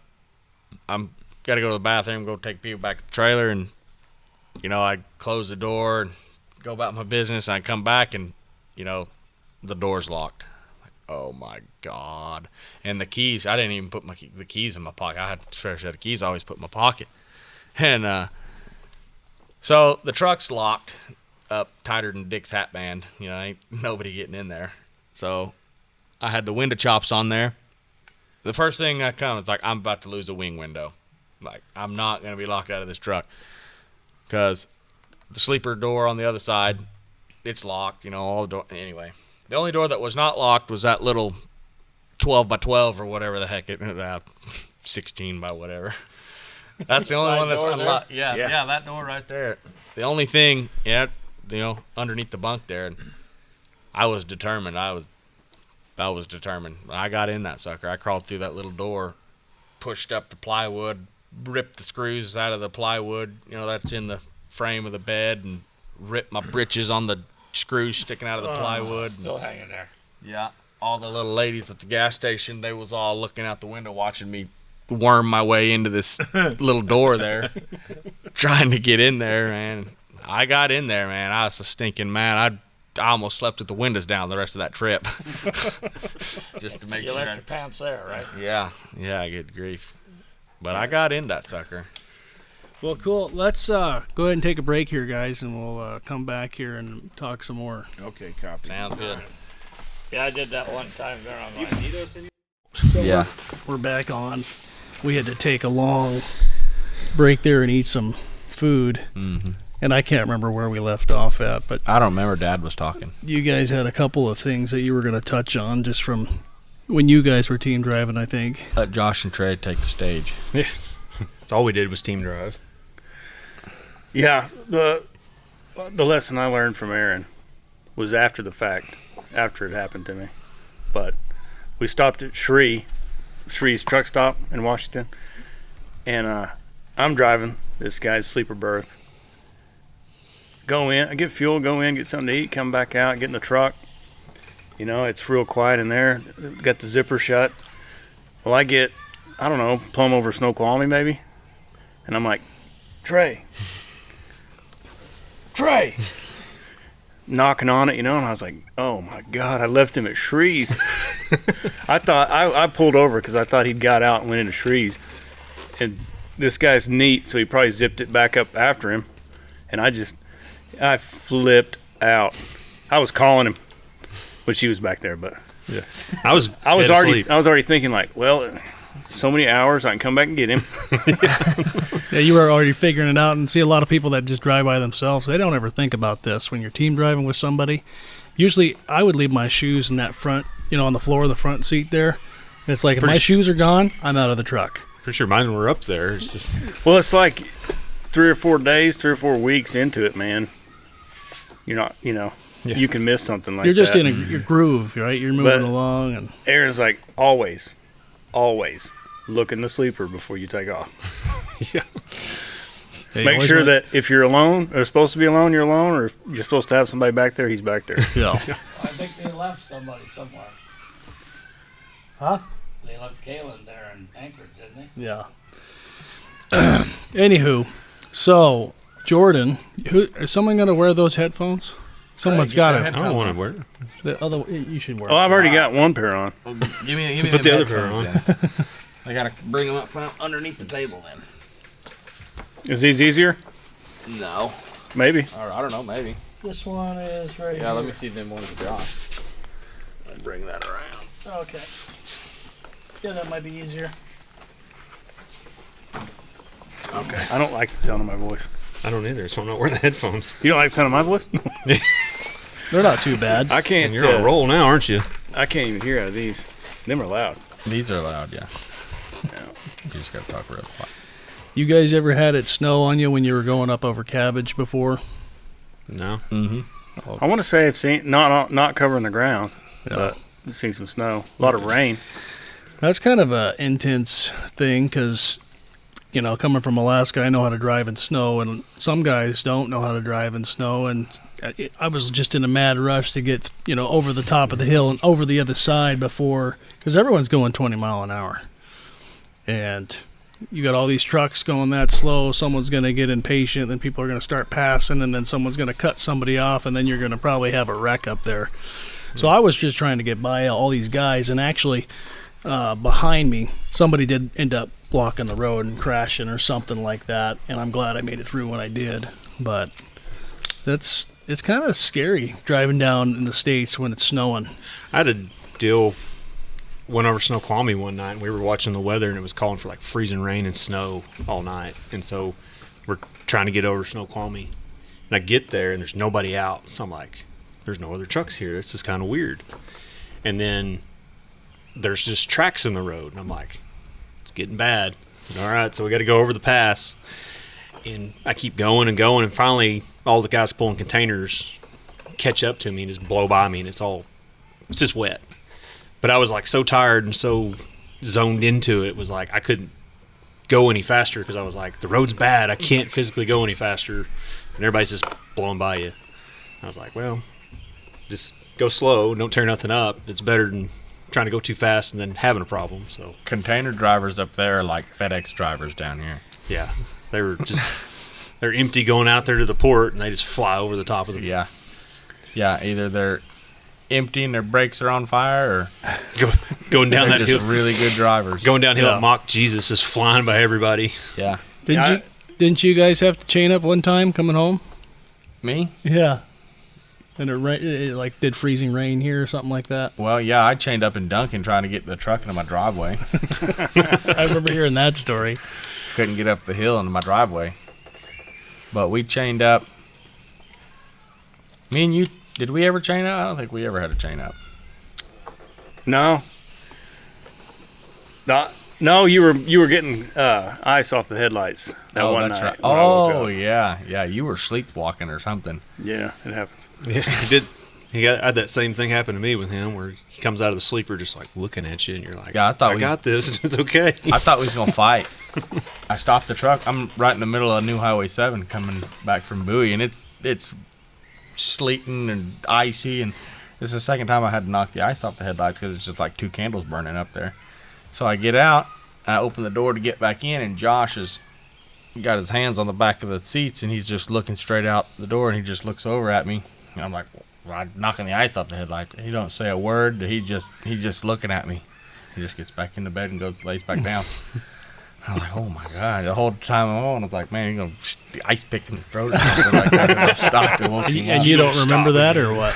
No, I don't think so. I just from the story. Yeah. Yeah, that, Hey, sleepwalking is better than sleep driving. yeah, Yeah. I've done both. Yeah. I think there's a lot of times Jesus took the wheel on many a nights. Yeah. Yeah. Yeah, I can think of a couple. Speaking of container drivers, I think it was I can't remember if it was over Snoqualmie or in the Price Canyon, somewhere hairpin, coming down on some hairpin curves, And, man, I'm flying. I am flying. Right? Pretty new at it. Anyway, I'm coming on this curve, I'm on the inside lane. I'm like, okay, here we go. And this Volvo container driver, man, he comes out of nowhere. Gets right next to me, right in the curve, like the worst place to meet me at, right? Trying to pass me. And I'm thinking, like, man, this guy's good. And I look over, and I just see a turban and eyes this big looking back. Like, out of control, He was just man. as scared as you were. I was like, oh, okay. Where's this guy from? Oh, Not so much quality, more fear. yeah. Yeah. I thought we were going to see a guy. So we were coming out of LeGrand back there, about to go to Two Cabbage on the other side. And we're coming up the hill, and there's a guy on the shoulder, and he's driving like he's trying to get back in traffic. So I get over to let him around. And as I'm coming up to him, he goes right back off the shoulder into that gravel, and he's just bouncing down the road. And I was like, I'm about to watch this guy just fly off this cliff right here for no reason. Falling asleep or something? Or- No, he's awake. He's just driving the truck, and I'm like, "What? You can't drive over there." And he just bounces down the road, and then he finally stops and comes back on the road. But That was that same area, like you said, going, I guess it'd be westbound, headed towards yeah, Cabbage. headed towards Pendleton. That big, long hill. Remember that wide load, them Louisiana guys? Yeah. Man, them guys were reckless. Yeah, man. We were They ahead of them. flying. Yeah, they rolled into the Arrowhead their brakes of their trailers were smoking. I just remember getting out with like cutoffs and Marlboros. Like, man, did you see that hill back there? Yeah. Yeah, the guy was. What were those guys hauling? I don't even remember. It looked like a mini mobile or some sort of trailer unit. Yeah. Or something. Yeah, I don't really remember what it was. It was lane and a half wide though. Yeah, they were backed in over there where we were parked, and they were a bunch of hillbillies, man. Hillbillies. Probably thought the same thing about us. No, they probably thought we were pretty ritzy compared to what they were. They got out, like Josh said, they got out in cutoffs and cigarettes, can barely speak, no teeth. That Dad got to talking to one of them guys. I don't remember what he said. He had a step box or something he'd been wanting to put on for 3 years that's been underneath his bunk in his sleeper. It's like, I got to move it around every time I want to get something. That's what the guy was saying to your dad? Yeah. Oh, Yeah. 3 years, yeah. Yeah, they were from like South Louisiana, man. They were like Yeah. They're a little tough. Creoles. Yeah. Yeah. Dreamed of crawfish and shrimp every night. This ain't nothing like I-20. So, Josh, what's probably one of your favorite spots from driving from here over the West Coast? Man, Oregon has to be not East Oregon, but like west. Get over there towards the coast. That is one of the most beautiful places I've been through. What do you call that? Is it the Dalles? Mm-hmm. Or Yeah. Is that how you pronounce that? Yeah, along the river there. Yeah. Yeah. Well, Man. Klamath Falls or whatever. I-84. Yeah. Yeah. You go through there and it's spring and the snow melt or whatever it is. It's just waterfalls everywhere. Yeah. Then you get to Portland. But Yeah. before that, man, it is just awesome. Yeah. Yeah, I went over to Tillamook, Washington one time. That's further west of there. No, it was Tillamook, Oregon, I think. Yeah, anyways, it all blends in down there. But, you go up over a mountain pass and drop in there. That's where Tillamook cheese comes from. But they had this old hangar for blimps during World War II right next to this lumber place where we got lumber, and we got loaded up. And I remember going in there. It's like one of the world's largest wooden structures still standing. And they used to keep huge blimps in there. It's like, yeah, it's cool going in there. A bunch of old aircraft in there. You can check out a little museum and stuff like that. But that was a beautiful drive going up over that mountain pass. And, it's all just trees and rivers and canyons and stuff like that. Yeah, I'd never been anywhere. So I just envisioned the farther northwest you go, like the higher elevation and the more trees. But then it's actually like a desert and plains, most of it. Yeah. Yeah. But I went to Baker City. I dropped off some special 1-inch pipe. I loaded in Conroe, I think. And went to Baker City and then went west into an old train station with they had 2 steam engine trains there. And those pipes were for the steam, I don't know how they work, steam coils or something. And they had 2 train. One of them was like a 1919 model. One was a 1920 or 21. And they still used them for tourism.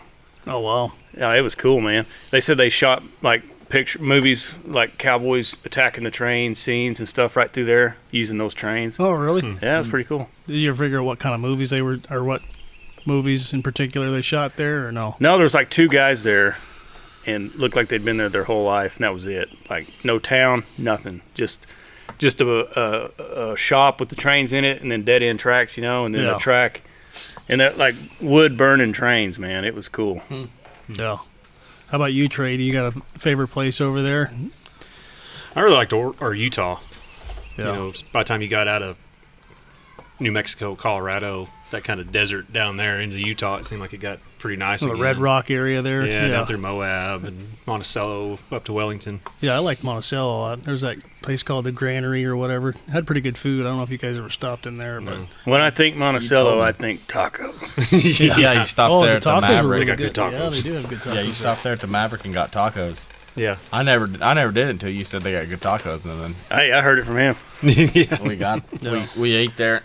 Kate and I ate there one time. She went with me, and then when we went to Moab in 2023 with me and Jesse, Jake, and Eager, we went up there, and that was like, anything to eat around here? I was like, yeah, we're stopping at the Maverick. Got to hit the Maverick. Do they still have tacos? Yeah, Okay. yeah, they do. Got to hit the Maverick. Got to hit Wayside. Yep, Up in Idaho. Wayside. It was always a good time. They make a mean root beer float. especially at like 2 o'clock in the morning. Yeah. And I think They always ask you for crayons and coloring books too. Yeah. They just give them to me. Yeah. Well, we're the only two people in there that didn't have them. Yeah, she didn't charge me for the root beer float either. Yeah. Why Because she's like, "Are you from Texas?" Nah. did the Spurs give it away, or was it the fringe on my coat? Well, I know he still misses trucking, but do you guys miss trucking, getting in the truck and going across country? Yeah. Still miss it. Man, seeing all these sand haulers parked, like every wide spot on every road around here, idling, waiting to go the rig. Whenever I go by those guys, I'm like, yeah. I remember what I miss about it is when your time's done, when your drivable hours are up, it's like, I'm done. Yeah. Yeah, I can't do nothing else. I'll walk around this load and I got so many hours to do nothing. Yeah. Yeah. Ain't nothing else like that I found. No. No, that was fun. I actually kind of enjoyed doing 34s too, in certain places. Depending on where. Depending on where you were. You never yeah. did one in New Mexico. No. How do you get stuck at Santa Rosa for a 34? Moriarty. Moriarty. Oh yeah. Moriarty as it leases. Oh, That's Yeah. miserable. You got good food over there. Yeah. Yeah, they got a pretty good burger there. But, Yeah. other than that, it's not much you can do there. They got a Chrome shop there. I'd have spent my whole paycheck in there. Well, you guys gonna come drive in Alaska? man. I think Aaron offered that up to me while I was still running. And I was like, being away from my kids at that point, I was kind of burnt out on it. And I was like, no. But now, looking back, it's like, oh my gosh, I should have done that. I know there's Man, I wish I'd have done that. I know there's a few times he brought it up of like there were loads from Houston all the way up, and he was like, man, if we can get through the border, we'd take those. I'd be like, that'd be a cool trip, but It's tougher when you got little ones. Well, everything going on back then too, we couldn't get through to Canada because of all the stuff going on at that time in the world. So Yeah. I was too long. I was a pure blood. Yeah. Yeah, I didn't have a passport. My truck was over 285 inch. 325. They don't let cool people in there. Yeah. Yeah, we didn't have the necessary You have to go paperwork around, to get through George. the border. Yeah. So we couldn't go up there, but I think he said that a few times. There were some loads that come up. They called him about. We're like, yeah, we take it up there, but we can't get through the border. So Well, they don't recognize the spread axle either, yeah, or only recognize Yeah, you one axle. put them together. Yeah. Takes a lot of bolts and welding to get that done. Unless you got one that moves on its own. Yeah. I don't know. Do you miss driving down in the States? Not really. I mean, Well, it's funny. It's like Oklahoma City's not bad, but just driving through there is like, oh, I don't miss driving through the cities. Man, I always, like Dallas and Houston, if you was in the middle of the night, it was pretty fun. yeah. Other than that, it wasn't fun, but it's kind of nice. Middle flying of the through night. there. Middle of the night anywhere, to me, was fun. I always like. When you got Trucking at used night. to it, trucking at night was a better Yeah. time to do it. Yeah.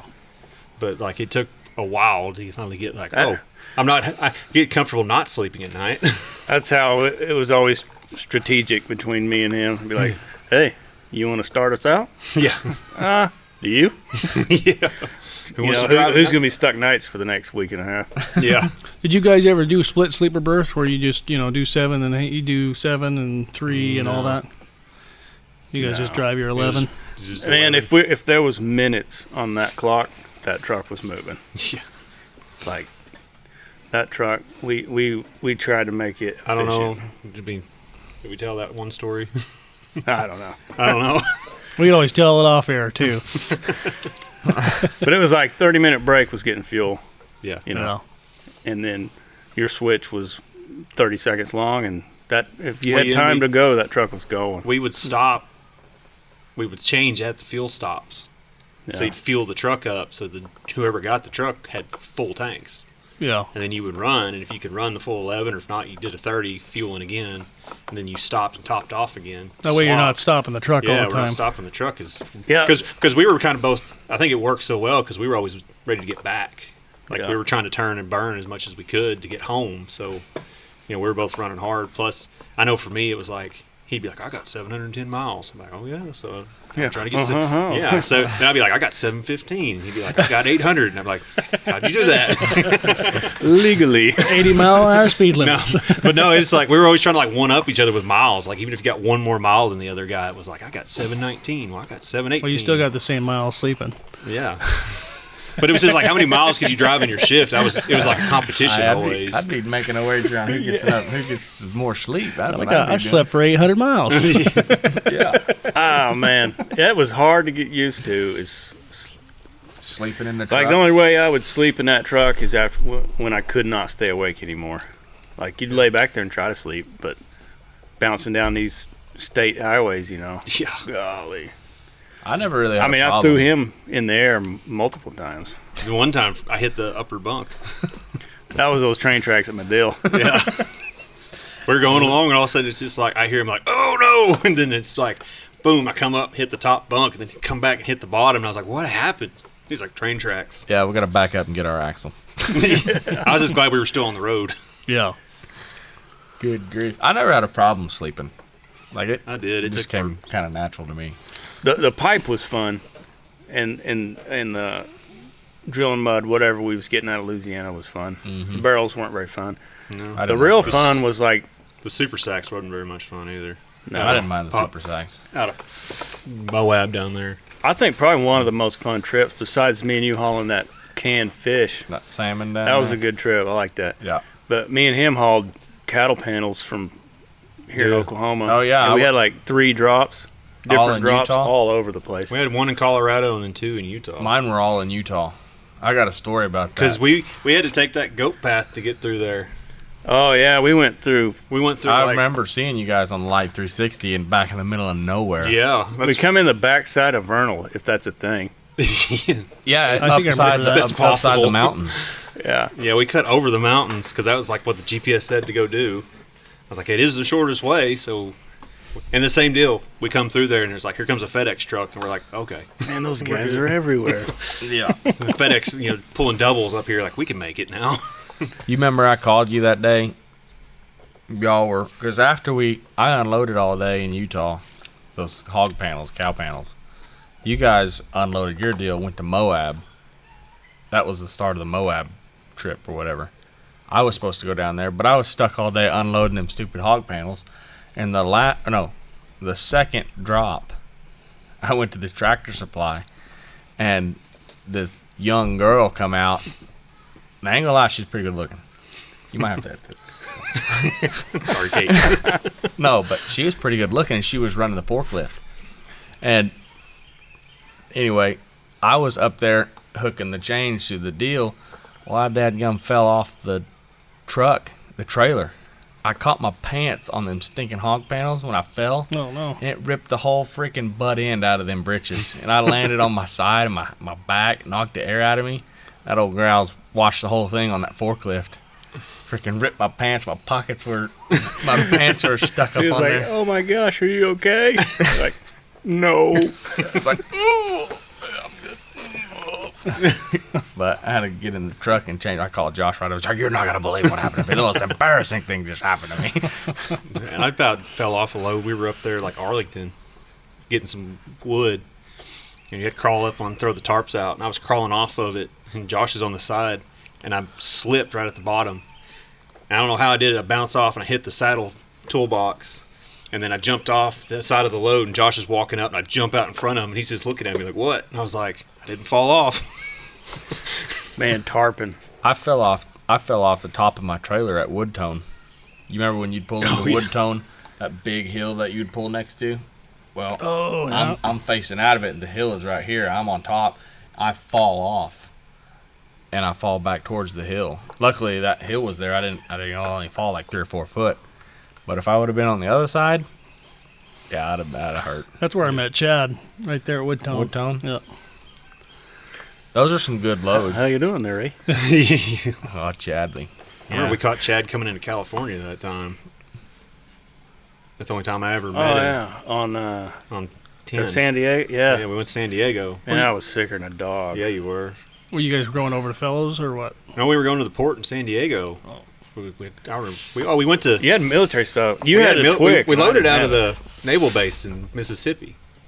Yeah. Because that's where we had to check everything at the truck stop in a bag. Oh yeah. We had to check our Good old freedom Chad. supplies at a truck stop. Chad called us. And was like, "Hey man, He about got arrested. you'll have to do the voice." But it was like, you got to Yeah. check your stuff in. You can't take it in there. Yeah. And we were like, well, I mean, we're pretty good at slipping that stuff. It's private property. He's like, well, I tried that. Yeah, he about went to jail. He told me. Yeah, Like, that they was were not happy. That was a thorough search of everything going in there. I about held us up because my chains rattled up against my side box and I couldn't get it open. And that guy was just, get it open. You think Like- you think you were nervous? The other guy was standing there like pointing the gun at me, like, "Hey, you're the driver." So he's like, "If he can't open it, it's on you."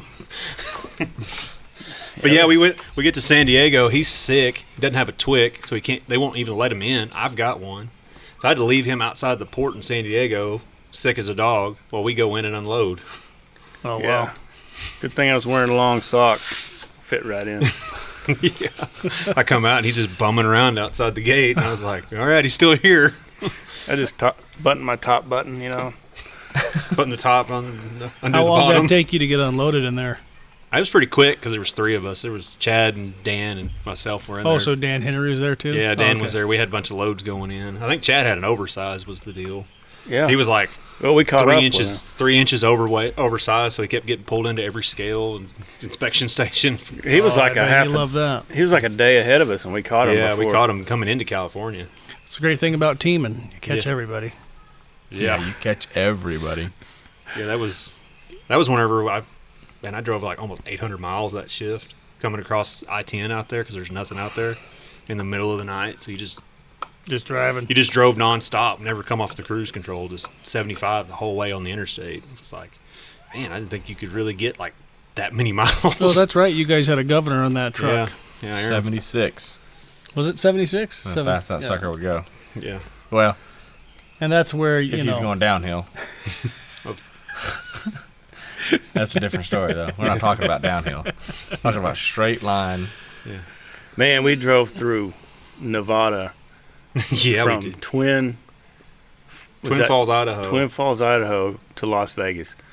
Straight south. I don't think there might have been a couple curves in that road. I don't know. No. Never seen nothing, man. I think we went through 2 little towns. Yeah. It was like there was nothing in that state. Because I was driving in the middle of the night in whatever town, like there's Jackpot and Ely are like the 2 towns on the north end. I come out of one of those towns, there's a stop sign and the highway's out of town. And I'm going through the gears. I'm already on the high side of transmission, and this car flies by me. And then, quick as he goes by me, his taillights disappeared. I'm like, oh, he went off a hill or around a curve or something like that. I drove for like 100 miles, and the road was dead flat and straight. So I'm like, I don't know how fast this guy was going, but he drove out of sight just as quick as he could. I mean, he was doing well over 100 miles an hour in the middle of the night. Yeah. And I was like, and when I was talking to Jordan on the phone, we're like, what was that? And Jordan's like, where are you guys at? We're in Nevada in the middle of nowhere. There's something in there. That was Yeah. a lonely road. Well, I ran out of time. We just stopped the truck literally dead center in the middle of the road and set the brakes and got out. And we're looking at the stars, walking around. Never saw a car. Never heard anybody. They made a song about that road. Mickey and the Motor Cars. Yeah, I was listening to it the whole Long time. and Lonely Just- Highway. Yeah. Which highway was that? I don't I remember. think it's 550 down through Nevada. Oh, okay. Like, it crosses the highway they call the loneliest road in America. It crosses it out there in the middle of it. But it's like, there's nothing out there. The only thing in Nevada is Las Vegas. Pretty much. Everything else is just a bare desert. If it wasn't for gambling, there wouldn't be anybody in the States. Yeah. You know. That and Wyoming was pretty open. Nothing. Yeah, I hated driving across 80. I think I went from one of my last loads was from somewhere around Casper. Is that a town? Yeah. Casper, Wyoming. Headed southwest. I was headed to what's the name of that town? Compton, California, to unload. Anyway, Those towns are nowhere near each other. a lot of nothing. I was always worried about my load being, like scratched up, got a hole. Any damaged cargo. Just I've heard. So I loaded we were hauling sacks of something. I don't know what it was, but there was a small hole in it, little bitty, And I called Aaron about it, and he was like, "Well, I don't know. That's kind of normal for that kind of freight. Just tape it up." Well, they like to not took it at. Oh, really? Because they seen the tape? Yeah. But I pulled in there, and it's just like all the rap songs say. But finally get backed in there. What songs would those be? I don't know. Can you hum a few bars? Pretty tough dude on the forklift, But he liked to not unload it. He was like, "You need to check that next time." I was like, I didn't even explain myself. I was like, "Yes, sir." Yes, sir. Yeah. Yes, sir. Let's move along here. I had a load of barrels walk on me. I had the walk boards on it too, but the ones not on the back, but like 4 or 5 up from the back, the barrels themselves kept wanting to slide off the pallets, and they had them stupid little plastic straps that they put over them. Yeah, they don't really do anything. Yeah, the little crimp, that's all they had on them. Those ones have plywood on top, or? No, they didn't have any plywood on top. Okay. It was just a barrel, and then the walk boards on top of that. Yeah, the V-boards. V-boards, yeah. But, yeah, barrels sucked. In Alaska, they'll actually put plywood on top of those, too. And then you still put the V-boards, but the plywood does help a lot of times up there. But Yeah. Now, I think probably the favorite load was either the crane parts we took all the way down to Louisiana. That was a good trip. Or those Humvees we got and hauled. Yeah, that was a pretty sore trip for me. Yeah, that was still a fun trip. It was a fun that trip. was one of your last trips, wasn't it? No, that was when I backed into that container trailer with that fender. Oh, Driver's side fender, and cratered that sucker in there. No, I was trying to remember that time. I think you went down to Galveston to drop those Humvees or whatever you had on. Yeah, I had They were running you all around.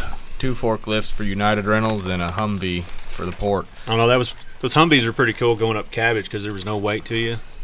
So I mean, you just stepped over the top of Cabbage, just passing everybody. Yeah, because it was like. So that's the person with a 600 horse hauling 2 Humvees. Yeah, it's the way Aaron did things, wasn't it? Yeah, Don't worry, you'll catch him at 80. Yeah, I'll catch you on the downhill. Yeah, you could pass. That was when you did catch me on the downhill at Yakima.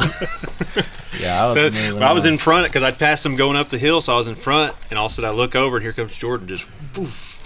And I call him. I was like, "Man, you in a hurry?" And he's like, "My Jake switch went out, and I got no Jakes." Yeah, I couldn't. I switched back the way when I had turned my Jakes off. I never, like we were talking about the other night, I never just hit the gas. I always went to the low on the Jakes and took the pressure off, then turned the Jakes off. When I was jaking downhill, kept all that stuff anyway. So when I went down, when I was going down the other hill, I went to click it back up to the high, and there was nothing. Just I was on the low. I had nothing. No Jakes. No Jakes. So I was fun. like, well, And cannonballed down the hill past me. Here we go. I said, I'm coming around you. Don't open your door. He took it with him, and Yeah, I got it back at the next hill. But yeah, I took his mirrors with me. yeah, That's funny. yeah. He come flying down that hill, and I was like, "Oh, he's showing off or something like that." It's like, "No, I lost my Jakes." I'm like, "Oh, that's bad." Yeah, I didn't have a Jake switch that whole trip back. Because that was that hill where you go into Yakima, where you cross that big bridge at the bottom, and then go into town. So he's Ellensburg, right? No, this was Yakima. Oh yeah, Yakima. Oh yeah. That was south of Selah, Ellensburg. you go around the corner by Selah there. Yeah, and right then, there. Yeah. Because there's that big bridge over that whatever canyon. And then you go over to Ellensburg. Yep. That was a fun little trip. Yeah, because we were there. headed east, coming back. Cabbage that trip with no Jakes, going down Cabbage on the other side. That sucked bad. Using a lot of trailer brake. I was like doing like 15 mile an hour, just like barely, would barely hit the brakes. Yeah, just take it nice and easy. Get off, nice and slow, and get there safe. Yeah, you don't realize how reliant you are on a Jake brake. Yeah, think of the old guys that had those old yeah. 350s, they didn't have much of a Jake. No, or none at all. None at all. That Cummins Jake is amazing, like you were saying earlier. Yeah, that spoiled me, breaking out in them Cummins and then hopping in this thing. But, this thing looks good. You got a nice truck here. Yeah, Hank Williams wrote a song about this truck.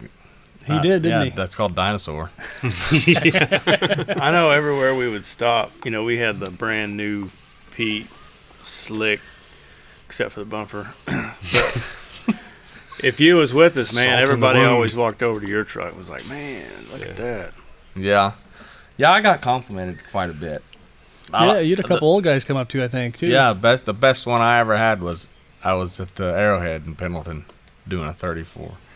And the guy come over there and was like, "Is this your rig?" It's like, "Yes, sir." It's like, "You got a nice rig. You got a really nice rig." I was like, "Well, appreciate that." I had a guy to fuel on one time. He's like, "Man, is that a company truck?" I'm like, "Yeah." And he goes, "Man, you must be some kind of driver to get a brand new Peterbilt to be driving." And I'm like, "Sure." But he was like, "I never got to drive a Peterbilt." I said, I always wanted to drive a hood truck. And I was like, "Only way to go." Yeah. You just stay with your little east-west stuff, buddy. Yeah. Some of those guys are like, "We don't go over the mountains." And I was like, "I didn't know you could go around them." Yeah, it's called I-10. Yeah.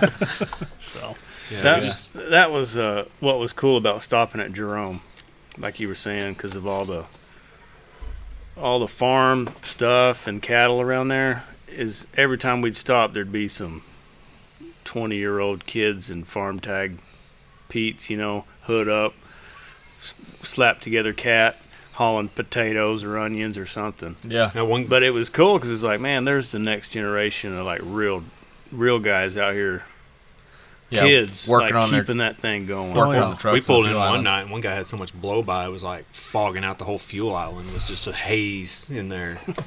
He's in there working on that truck, and I'm like, he's probably so proud of that truck. 'Cause that's yeah. the best thing for him. I was like, You never got to change the oil when all you do is add. yeah, changes itself. Yeah. I always say if it's got oil under it, it's got oil in it. yeah. Yeah. Well, That is guys, true. thanks for coming on. I'm going to shut this down so I can work on this other episode for Friday. Didn't Well, know. thanks Appreciate for you guys having us. coming on and sharing your stories of when we were down here trucking along, and we'll probably do it again at some point. I'm sure we'll be back. Or you never know. The trucking or the podcast. Oh, you never know. I'd rather be trucking. Well, we got to do some more trucking so we get more stories to tell. There you go. Soon we'll hop back in the truck. Or I know we didn't tell all the stories this time. What's that? Leave a like if you want to hear the rest of the story. Yeah, like and subscribe. All right, guys. Make sure you hit the notification bell. There you go.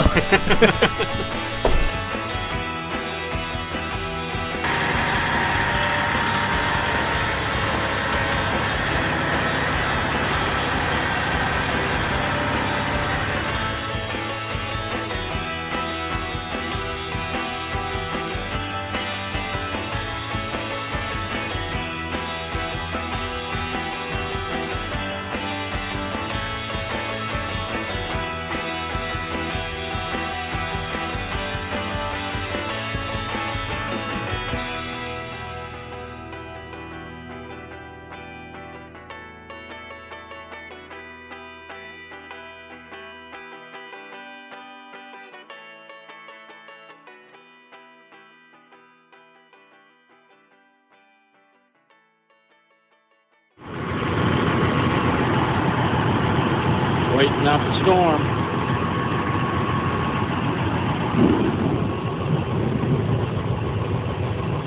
You just wake up?